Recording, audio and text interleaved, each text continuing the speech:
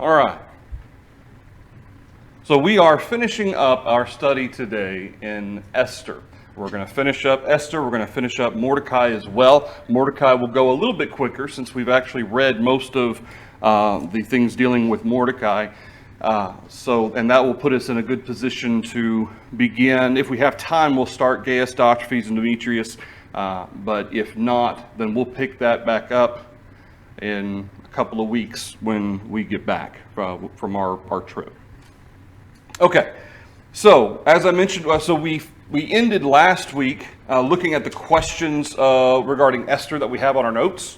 The last question that we looked at is what characteristics do we see, or what aspect of character do we see in Esther relying on the advice of others? We talked about her humility, wisdom in acknowledging that there are others who know more than she does, the willingness to kind of swallow her pride, and even after she becomes queen, she continues to obey and take the advice of others as well. Question 3, in what ways do we see Esther's courage?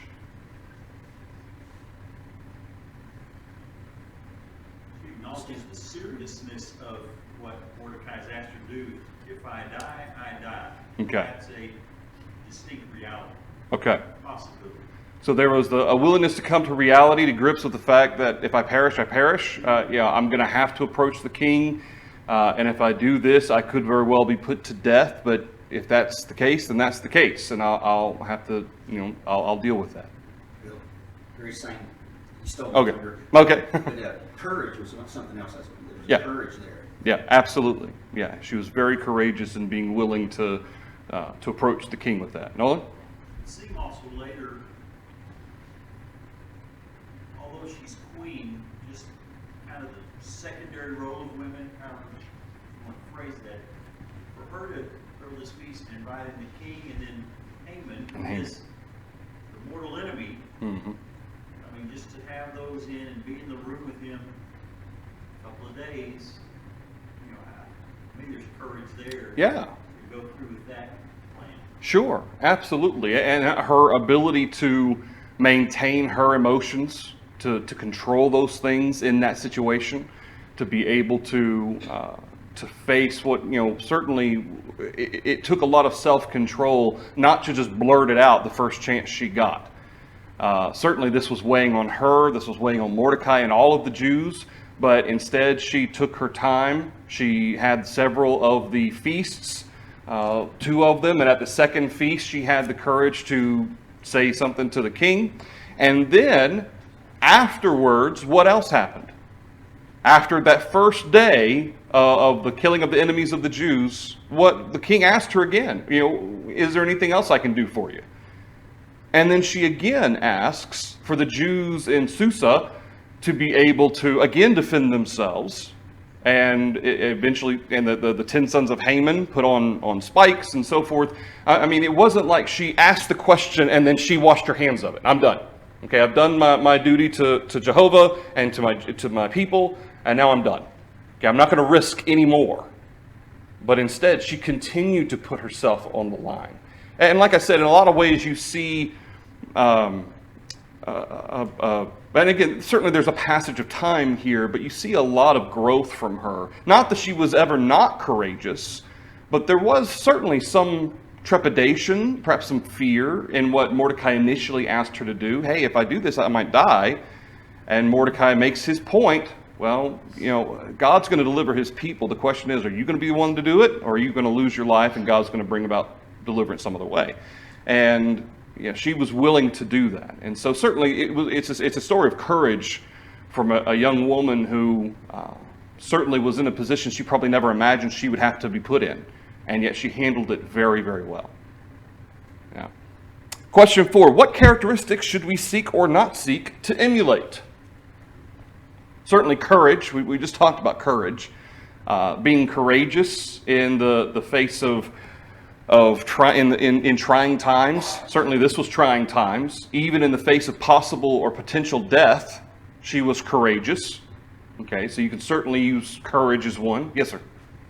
You were just speaking to seeing something through to the end. Yeah. The willingness to stick with something. The willingness to to put in the effort and the time, and certainly the commitment. She was very committed in that process, and she didn't just do what Mordecai asked her to do and then be done. That was it. That wasn't how she did it. What other attributes?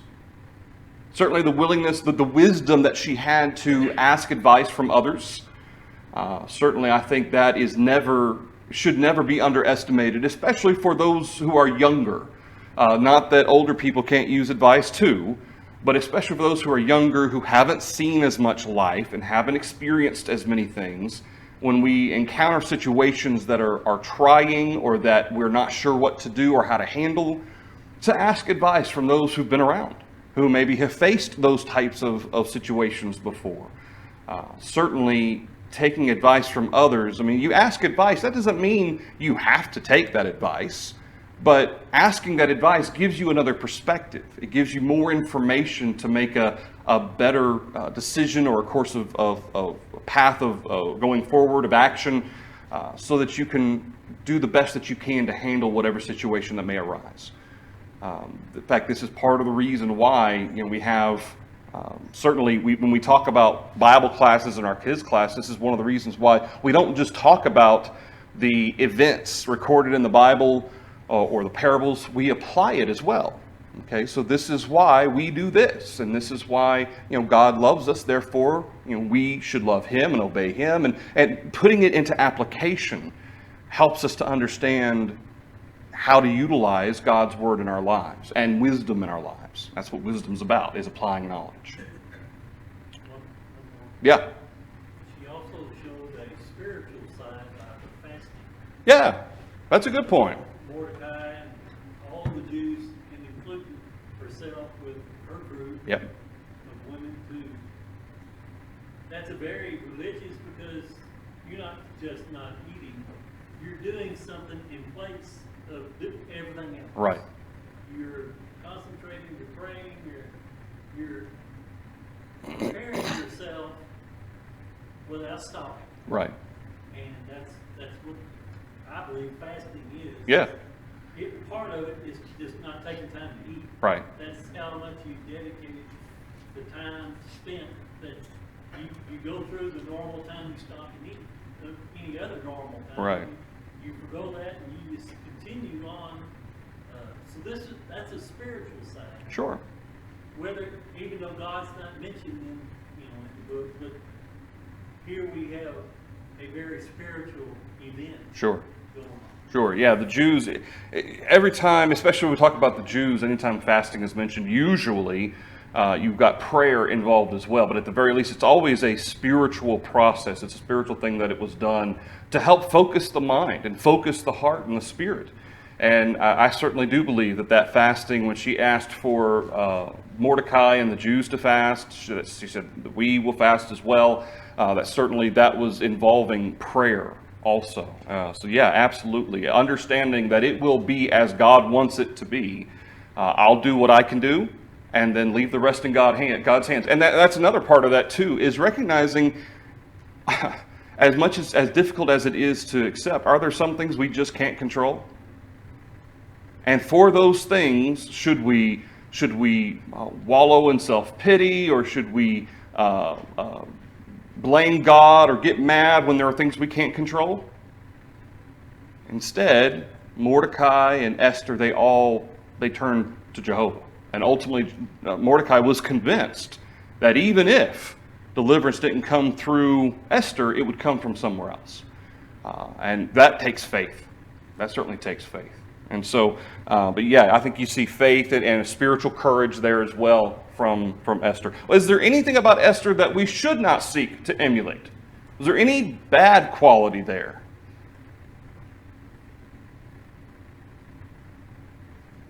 I don't think so.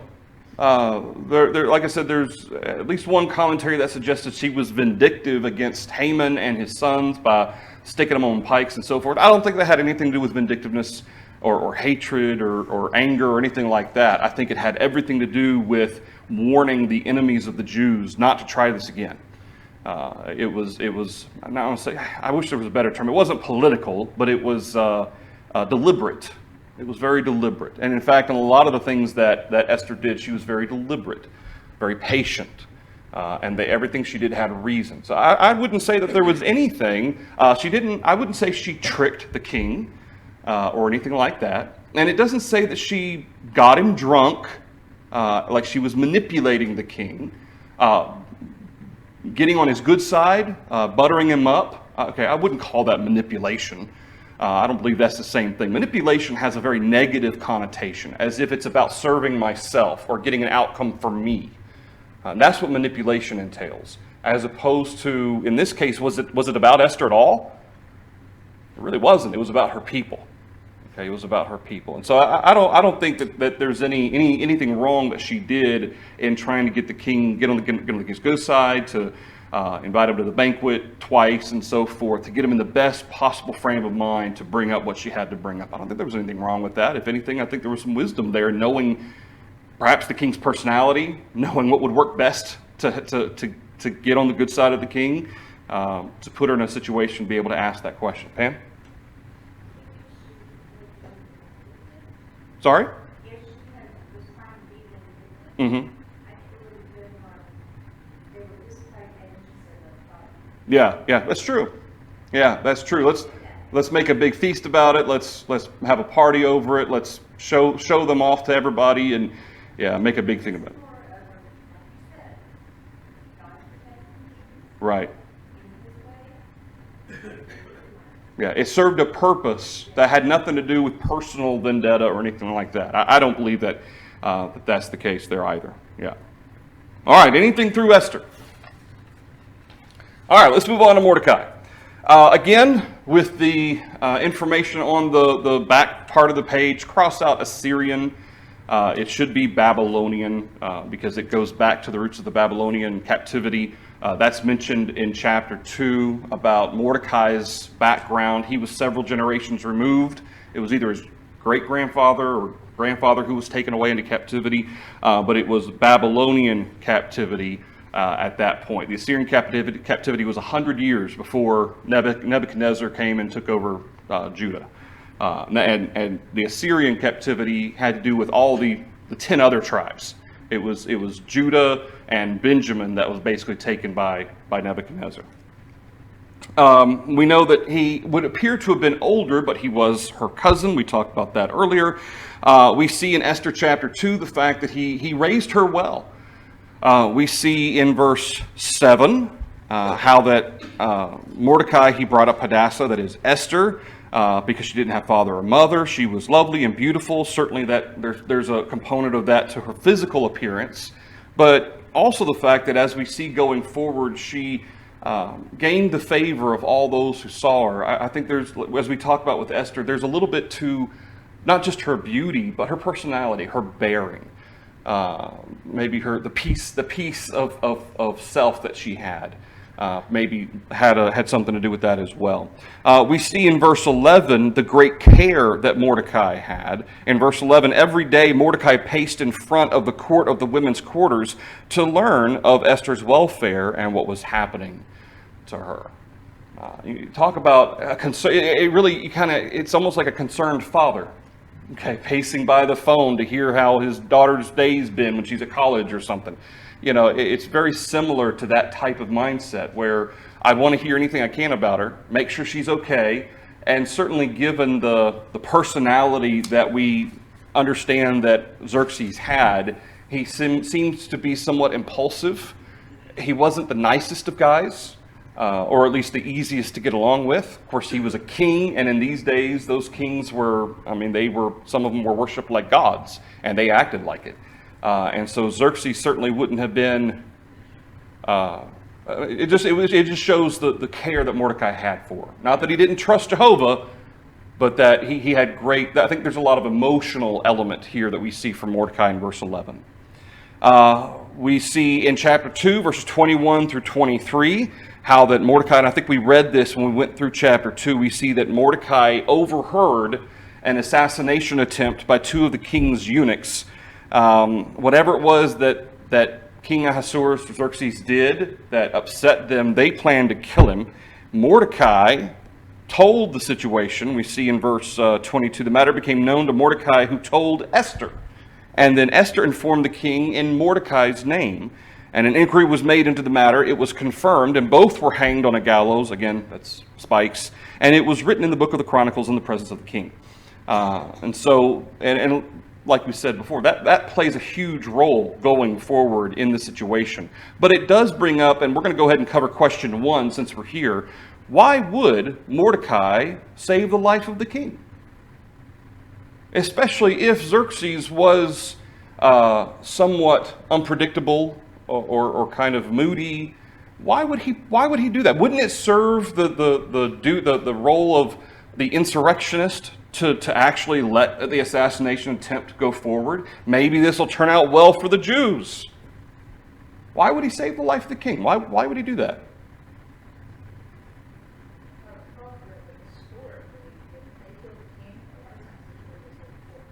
Okay.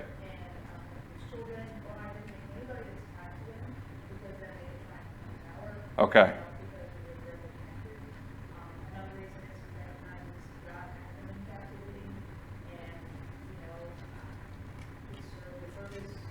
Okay.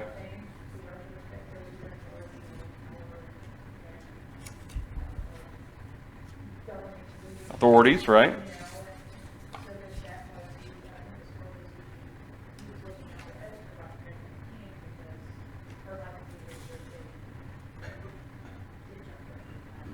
Right. Yeah, I think that is a major part of it. That when he found out that this was going to happen, if they were successful, now there's no guarantee they would have been successful, but when he found out about it, it's likely his first thought was for Esther, because I think you're right. If they were successful and there was an insurrection against the king, it's very likely that Esther would have been killed as well.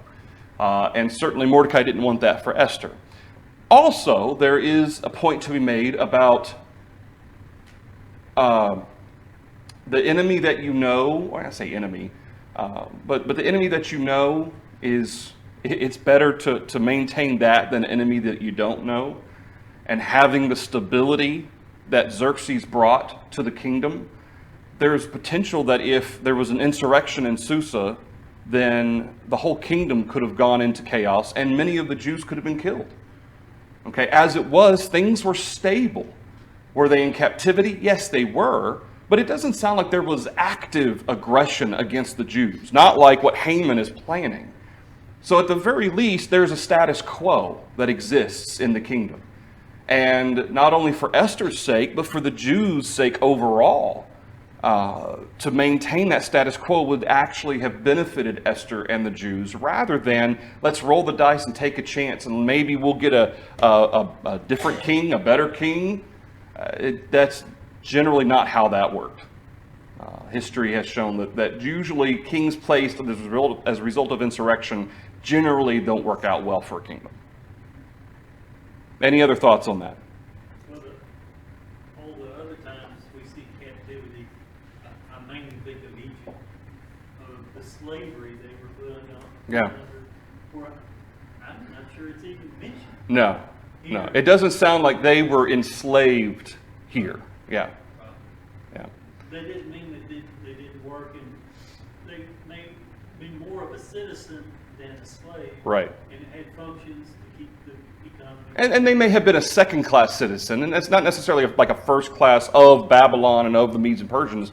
But yeah, it doesn't sound like life was horrible. Our first century, the Roman soldiers kept the peace. Yeah.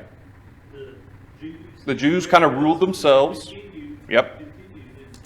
Yep. Yeah. And like Mordecai being in the position he was, a leader, probably had little insight of what would have been the replacement for him. Yeah. Probably didn't look that good to him. Yeah, there's a lot of potential for bad there. And what you said about keeping the status quo. Yeah.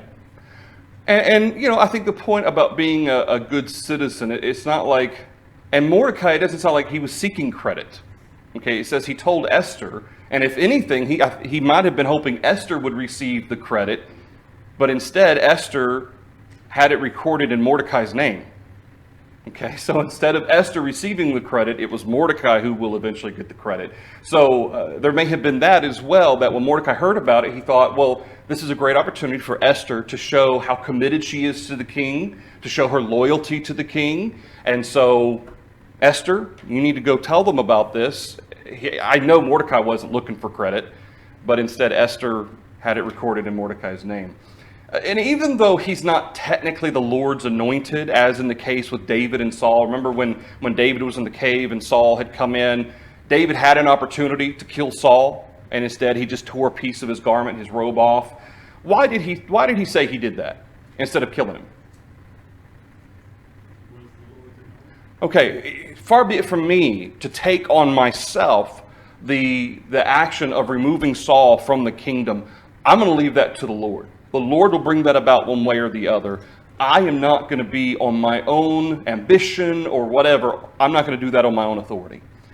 And again, not that Xerxes was the Lord's anointed as the case was with Saul, but Mordecai, if he said nothing, would he have been at least complicit in whatever events that transpired after if he had stayed silent? Okay, it's like today, whether we agree with the current president or not, if we hear about a legitimate assassination attempt against one of our leaders, whether they are we agree with them or not, should we report that? First of all, it's unlawful. Okay, and second of all, from an ethical or moral perspective, should we ever want anyone to be killed?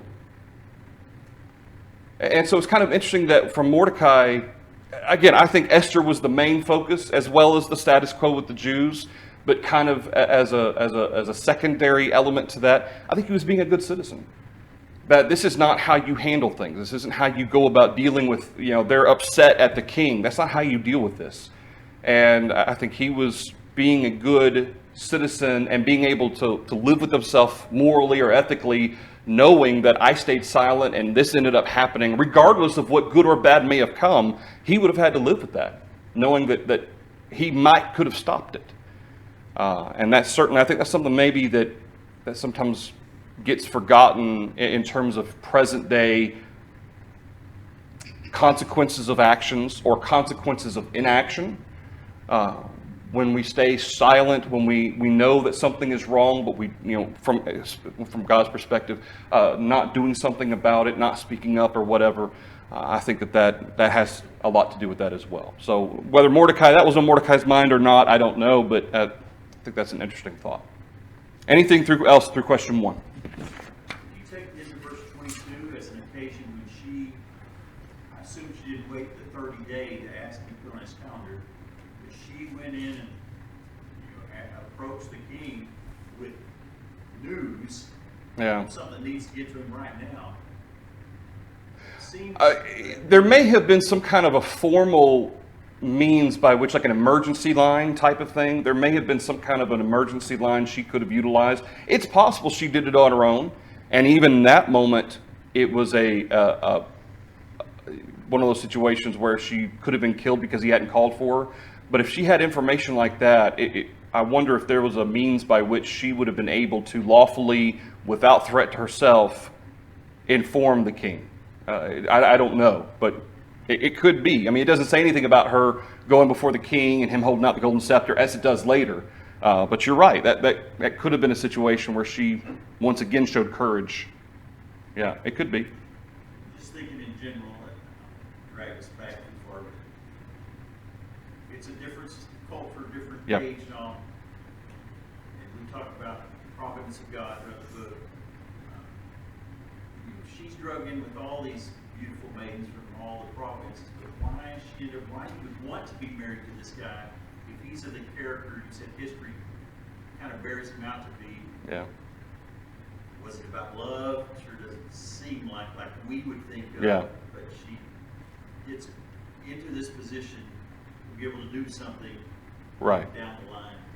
Well, and at the very least, she knows that you would think that the acknowledgement that it was obviously a blessing for her to be in the position that she was in, whether that was for herself, which certainly it was a blessing for herself, but potentially for her people as well. Mordecai certainly knew that, whether she had fully acknowledged that or not. It's not like she was vying for the position. It's not like she was, head set on winning the pageant, so to speak. She was just herself, and the king loved her more than all the others. And so, yeah, I mean, the fact that she's in this position, certainly there is a lot of I'm certainly it was kind of a whirlwind thing for her, I'm sure. Being so young as she was, I'm sure there was a lot going on. If he's a wicked guy or Yeah. whatever all he was, you could throw the pageant the other way. Sure. You didn't get chosen. Yeah, that's true. That's true. Yeah. Yeah, that's a good point. It's not like she was actively not trying to get picked. Of course, I don't know what happened to the maidens if the king didn't like them. I don't know. But, yeah, that's interesting. All right. Let's see. We see in chapter 3, verses 1 on through verse 4, how that the king issued the command that Ahasuerus commanded that Haman be shown respect, and in fact, not just respect, but homage to Haman. And all the king's servants in verse 2 who were in the king's gate bowed and paid homage to Haman, for so the king had commanded concerning him, but Mordecai would not bow or pay homage. And we kind of discussed this a little bit when we discussed chapter 3, but why did Mordecai disobey the commandment of the king? There are two major possibilities here that we discussed. It may have been a commandment specifically for his servants or court. Okay. Somebody. It may be that it didn't apply to Mordecai at all. Okay, because as far as we know, Mordecai, there's several commentaries that suggest that he was a junior officer in the king's court. Yet there is nothing in the scripture that suggests that. The only reason we know that he's hanging around that's actually mentioned is what? Yeah, he cares about Esther. He wants to be aware of what's going on and how she's doing and all that stuff. Now, whether or not that was, every day for the next, several years or what, the fact that it may have been that he wasn't one of the king's servants.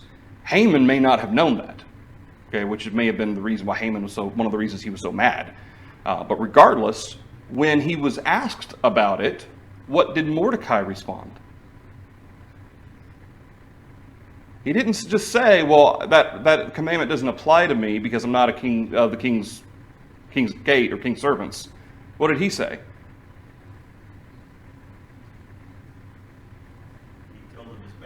Yeah, I'm a Jew.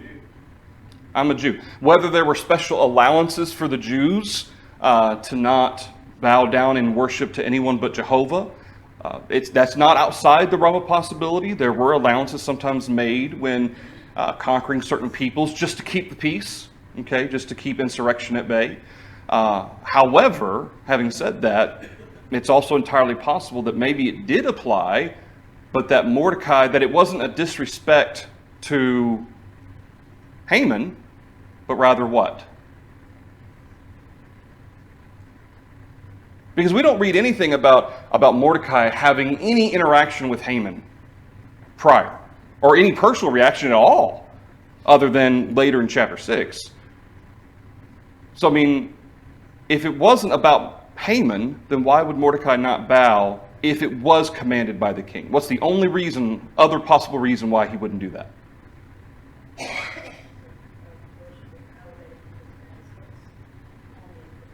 Okay.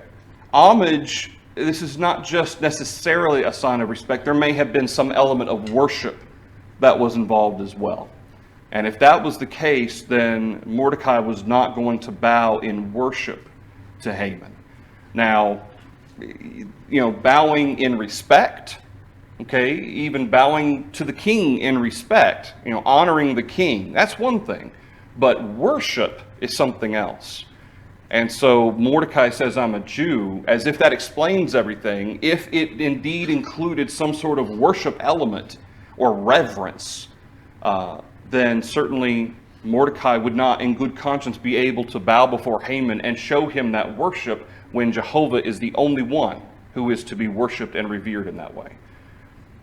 So those two main possibilities, either it didn't apply to him at all regardless, and they just didn't understand that, or recognize that, or realize that, because I'm sure there were hundreds, if not thousands of people, of servants there at the king's gate. Okay, it could have been that he was easily just assumed to have been part of that group. But if not, then it would have been because Mordecai isn't going to bow down in worship to someone. And I don't think that was wrong from Mordecai. In fact, it's interesting because the fact that some of the servants then went and told Haman, and Haman didn't immediately go tell the king. Of course, again, and maybe that was a culture thing. Maybe it was, well, you need to handle your own business. I don't know. But it bothered Haman to no end. Why? Again, why? We know Haman's character a little bit, but Mordecai, I don't think he would have deliberately disobeyed a commandment of the king unless it contradicted a commandment of the Lord. Anything else to question 2? All right, so we see in Esther chapter 4, verse 1, after the proclamation goes out about the destruction of the Jews to come, we see how that he he tore his clothes, which is always a sign of great distress, puts on sackcloth and ashes, and went out into the midst of the city. He cried with a loud and bitter cry. And then he goes to the king's gate. Is this a sign of a lack of faith from Mordecai? He's so distressed over this. Why? Well, Mordecai, you just need to have faith. Why are you acting like this? Just have faith.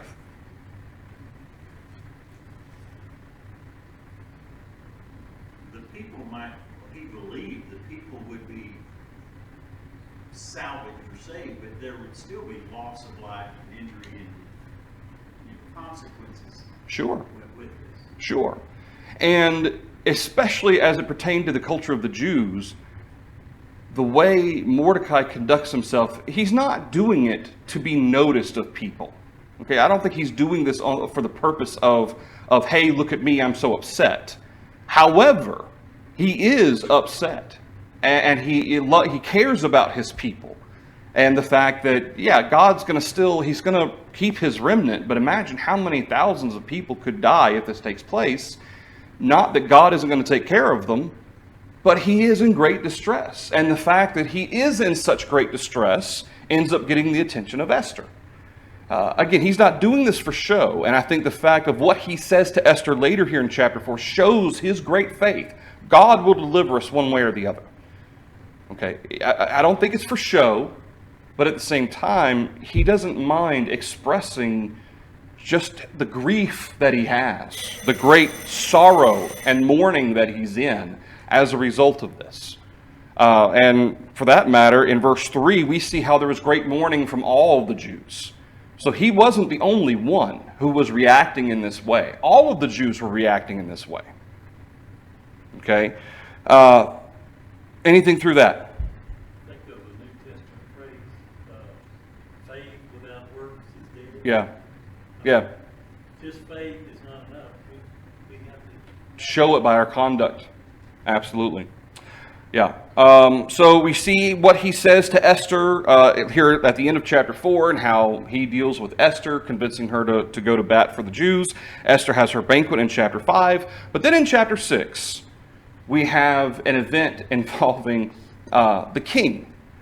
That night, the king could not sleep, so one was commanded to bring the book of the records of the Chronicles. They were read before the king, and it was found written that Mordecai told of, and we find their names, Bigthana and Teresh, 2 of the king's eunuchs, the doorkeepers who had sought to lay hands on King Ahasuerus. And the king said, "What honor or dignity has been bestowed on Mordecai for this?" And the king's servants who attended him said, "Nothing has been done for him."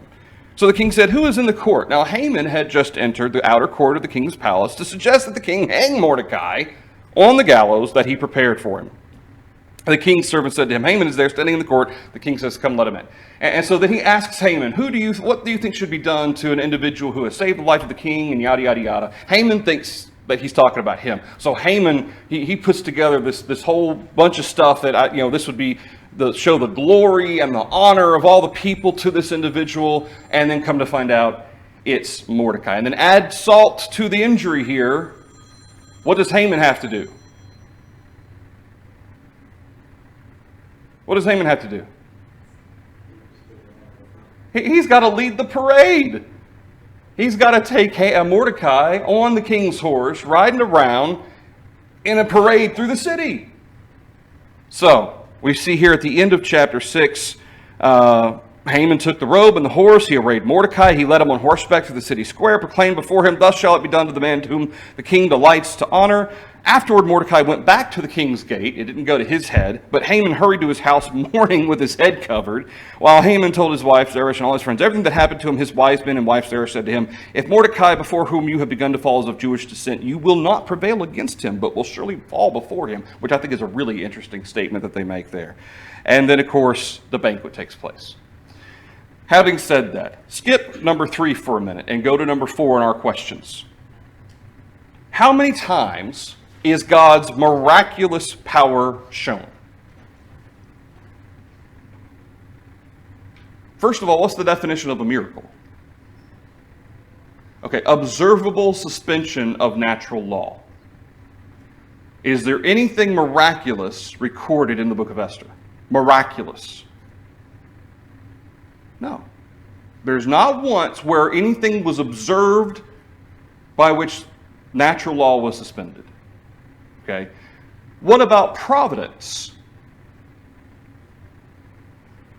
In Esther chapter 2, verses 19 through 23, Mordecai just happened to overhear the assassination plot against Ahasuerus. In chapter 3, Haman plans the destruction of the Jews, not knowing that Esther is a Jew. In chapter 5, Haman builds a gallows for Mordecai because his family said, "Hey, why don't you do this because you're so upset about it?" And then in chapter 6, the king just can't, it just happens that the king can't sleep. And it just so happens that the scribe or whoever was reading his servants read the part about Mordecai saving the king's life. And it just so happened that as the king is pondering this, who entered? Haman happened to enter the king's court. Okay? There's so many of the just so happens that God's providence is clear throughout all of this. And yet there's not one single point that you can point to say that was miraculous. We see how that Haman had just entered when the king's considering now what should be done about this. It's incredible when you read the book of Esther. And even Mordecai himself says, perhaps this is the reason why you've come to this position at this time to be able to help the Jews. Perhaps that's basically Mordecai's way of saying, perhaps this is God's plan, God's providence being brought about.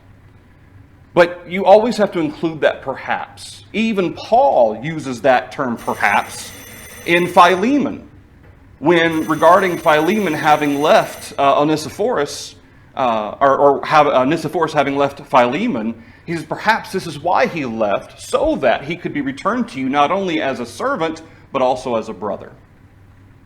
Okay?